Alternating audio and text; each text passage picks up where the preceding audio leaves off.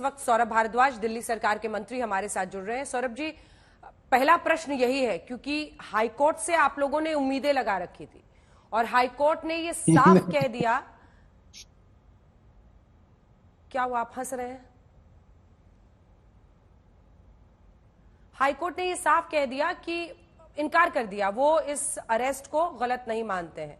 उन्होंने बहुत सारी इसमें बातें कही हैं, लेकिन शायद जो सबसे बड़ी परेशानी आपकी है वो इस बात से होगी कि उन्होंने कहा कि न सिर्फ दिल्ली के मुख्यमंत्री के तौर पर बल्कि आम आदमी पार्टी के कन्वीनर के तौर पर उन्होंने कहा है कि उन्होंने गलत इस्तेमाल किया है अपने पद का, और इसी के साथ ये कहा है कि न सिर्फ जो अपराध से पैसा या जो भी प्रोसीड्स आया उसके उपयोग में, इस्तेमाल में, बल्कि उसको छिपाने में भी उनकी भूमिका देखी।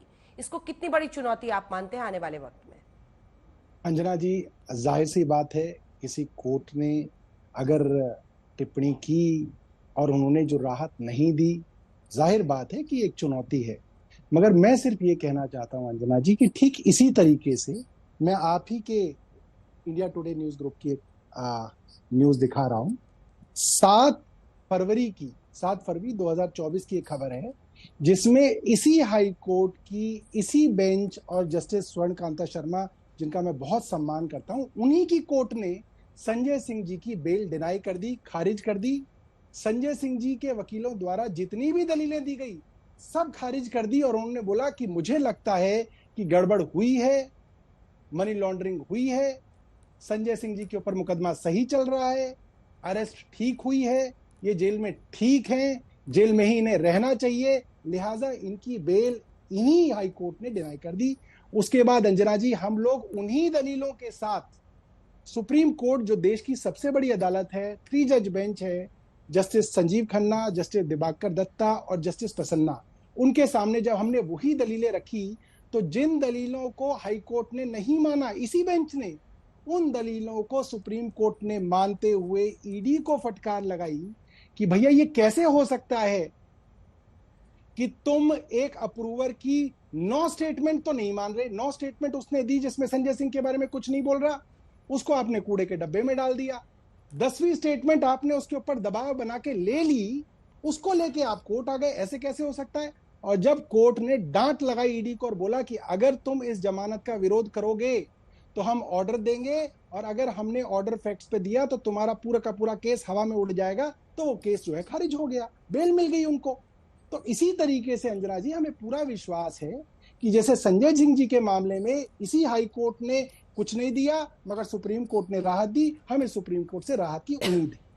पर एक और टिप्पणी जो बहुत, क्योंकि आप लोग जिन 4 गवाहों की बार बार बात कर रहे हैं, सरकारी गवाह, उन अप्रूवर्स पर कोर्ट ने कहा कि उस पर सवाल खड़े करना, कोर्ट पर सवाल खड़े करना है, क्योंकि उनके बयान न सिर्फ पीएमएलए में दर्ज किए गए हैं बल्कि 164 ऑफ सीआरपीसी में भी दर्ज किए गए हैं, जो कि एक मजिस्ट्रेट के सामने होता है। तो आप ईडी पर नहीं, कोर्ट पर सवाल खड़े कर रहे हैं। जी अंजना जी, आप क्योंकि कानून समझ रखती हैं मुझे लगता है, इसलिए आपने 164 और पीएमएलए की बात करी। मुझे बड़ा अच्छा लगा कि आपने ये वाली बातें की।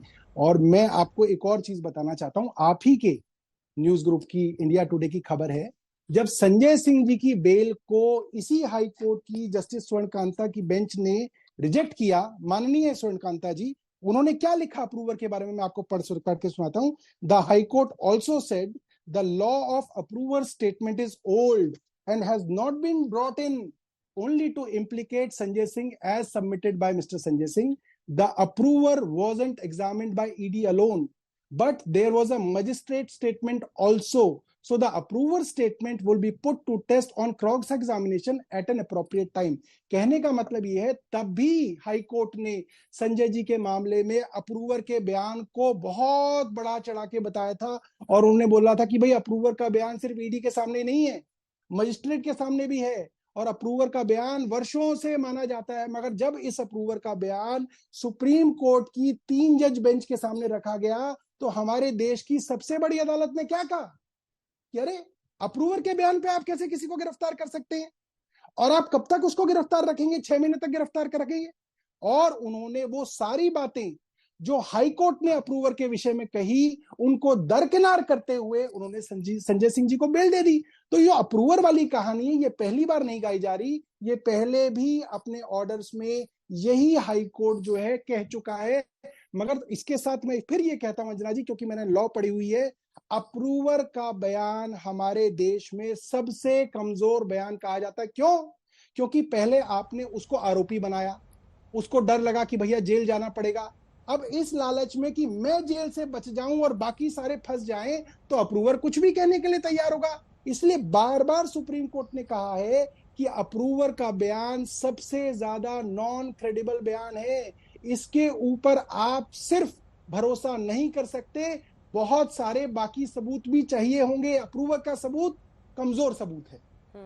लेकिन ईडी के केसेस में कोई ना कोई गवाह या आरोपी ही, माफ कीजिएगा, आरोपी ही सरकारी गवाह बनता है। उसमें आपको कोई चौथा पांचवा नहीं, आरोपी ही सरकारी गवाह बनता है, प्रूवर बनता है, और उसके बिना पर केस आगे चलता है। लेकिन एक आखिरी प्रश्न है मेरा आपसे, छोटा सा उस पर जवाब दीजिएगा। सुप्रीम कोर्ट में अब आप लोग जा रहे हैं, जो पता चला है, जो खबर आई है, क्या वहां पर सिर्फ एक बार फिर इसी केस को आगे ले जाएंगे जहां पर आप ईडी की गिरफ्तारी को इलीगल मानते हैं, अवैध मानते हैं, या ये खबर भी आई थी जिसकी मैं चाहती हूं आप पुष्टि करें कि आप लोग कुछ दिनों के लिए पॉलिटिकल कैंपेनिंग करने दें, ऐसी अर्जी भी सुप्रीम कोर्ट के सामने रखेंगे कि फेयर लेवल प्लेइंग फील्ड होनी चाहिए चुनावों के वक्त, इसलिए उनको कैंपेनिंग के लिए अरविंद केजरीवाल को बाहर आने दिया जाए? दोनों पर आप जी अंजना जी, क्योंकि मैं समझता हूं कि आज कोर्ट की टिप्पणी जो आपके चैनल में थोड़ी देर पहले जिक्र भी हो रहा था कि कोर्ट्स को इससे कोई मतलब नहीं है कि कोई आदमी पॉलिटिशियन है या सीएम है, इलेक्शन है या नहीं है। मैं कल ही का इसी कोर्ट का एक ऑर्डर आपको दिखाना चाहता हूं। जो दिलीप रे हैं, जिनके ऊपर कोयले स्कैम के अंदर आरोप साबित हुए हैं और 3 साल की सजा मिली है, इसी हाई कोर्ट ने, माननीय हाई कोर्ट की इसी माननीय बेंच ने दिलीप रे साहब को उनकी कन्विक्शन यानी कि उनकी सजा को स्टे करते हुए ये कहा है कि क्योंकि इनका बहुत लंबा पॉलिटिकल करियर है, 71 साल इसकी उम्र है, और अगर इनको अभी नहीं छोड़ा गया तो ये चुनाव नहीं लड़ पाएंगे, जिससे इनका बहुत बड़ा नुकसान हो जाएगा। इसको बिना बनाते हुए हाई कोर्ट ने, इसी बेंच ने इनको कहा है कि इनकी जो सजा है उसको स्टे करके इनको मौका दिया है कि आप जाके जो है चुनाव लड़ लें। तो ये एक बार बार जो बात कही जा रही है कि जो कोई सीएम है तो इससे कोई फर्क नहीं पड़ता, जब यहाँ पे एक वो आदमी जिसको सजा दे दी गई उसको आपने रिहा कर दिया चुनाव लड़ने के लिए, तो ये कहा जा सकता है कि इस तरीके की दलीलें कोर्ट में मान्य होती हैं। मुझे नहीं पता कि कोर्ट के अंदर, सुप्रीम कोर्ट के अंदर हमारी टीम जो है क्या स्ट्रेटेजी बनाएगी, मगर जो आपने सुझाव दिया है वो सुझाव जो है मैं मानता हूं कि वो एक अच्छा सुझाव है। सुझाव नहीं था, सूत्रों से खबर आई थी, इसलिए मैंने आपकी पुष्टि के लिए आपसे पूछा। अगला और आखिरी प्रश्न, एक और प्रश्न मेरे मन में आ गया, आखिरी हो गया कि 9 अप्रैल 2011 आज की ही तारीख थी जब अन्ना आंदोलन खत्म हुआ था जंतर मंतर पर। जी। अरविंद केजरीवाल ये कहते थे कि अगर मनीष सिसोदिया गलत करे तो वो जेल जाएगा, तो उसको इस्तीफा देना पड़ेगा।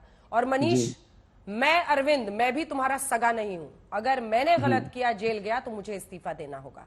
लेकिन आज जेल से सरकार चलाने पर वो क्यों इतना अड़े हुए हैं? क्या आपको नहीं लगता है हाईकोर्ट के इतने सख्त बयान के बाद, जिसमें ये साफ अरविंद केजरीवाल की भूमिका एज सीएम, एज आप कन्वीनर, वो कह रहे हैं पैसे के गलत इस्तेमाल और उसे छिपाने में देखी जा रही है, नैतिकता के आधार पर क्या उन्हें इस्तीफा नहीं देना चाहिए?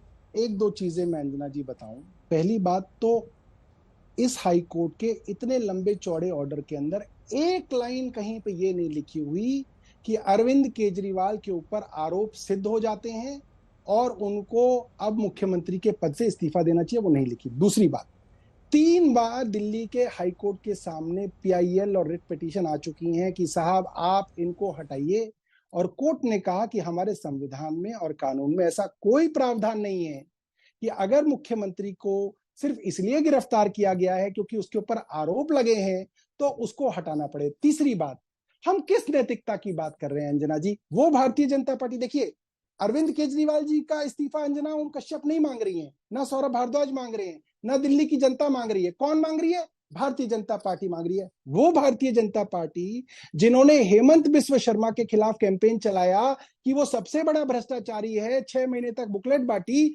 और फिर उसके ऊपर ईडी सीबीआई के मुकदमे हुए, और फिर वो भारतीय जनता पार्टी में आ गए और उनको भारतीय जनता पार्टी ने मुख्यमंत्री बना दिया। ईडी सीबीआई के सारे मामले खत्म हो गए। अजीत पवार के बारे में कहा गया कि वो भ्रष्टाचारी हैं, ईडी सीबीआई के मुकदमे हुए, उनको उप मुख्यमंत्री बना लिया अपनी सरकार के अंदर।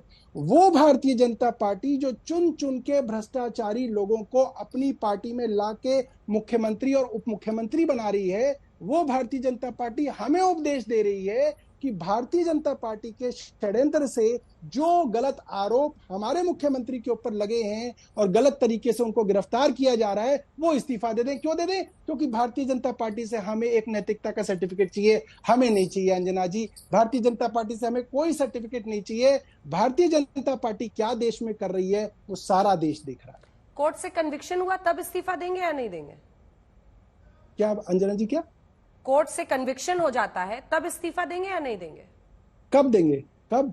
कोर्ट से अगर कन्विक्शन हो जाता है तब इस्तीफा देंगे या नहीं देंगे, या तब भी इसे साजिश बताएंगे? हो ही नहीं सकता ना अंजना जी। अगर कुछ होता तो हो ही जाता, इसके अंदर कुछ निकलेगा ही नहीं। जैसे अरविंद केजरीवाल के ऊपर बाकी इतनी सारी 450 फाइलें देखी गई थी और तब कहा गया था कि अरविंद केजरीवाल के ऊपर पता नहीं क्या क्या सीबीआई के और कौन कौन से मुकदमे किए जाएंगे। अरविंद केजरीवाल जी के जो सचिव थे उनको गिरफ्तार कर लिया गया था, उनको आज तक सस्पेंड किया गया है। मगर पिछले 7 सालों में कोई चीज जो है ऐसी अरविंद केजरीवाल जी के खिलाफ साबित नहीं हुई। अंजना जी, मुकदमा करना आसान है क्योंकि आपके पास इन्वेस्टिगेटिंग एजेंसी है, आप उनको ट्रायल के अंदर भेज सकते हैं, उन्हें परेशान कर सकते हैं। मगर जुर्म साबित करने के लिए आपको पुख्ता सबूत चाहिए, जो आज की तारीख में अंजना जी मुझे नहीं लगता कि इस मामले के अंदर हैं। अगर होते तो संजय सिंह जी को इसके अंदर बेल नहीं मिलती, क्योंकि पीएमएलए के अंदर बेल मिलना लगभग एक्विटल के बराबर है। सुप्रीम कोर्ट का इस पर क्या रुख रहता है, आगे आपकी टीम क्या करती है, इस पर नजर हमारी रहेगी। बहुत धन्यवाद आपका सौरभ भारद्वाज जी हमारे साथ बातचीत करने।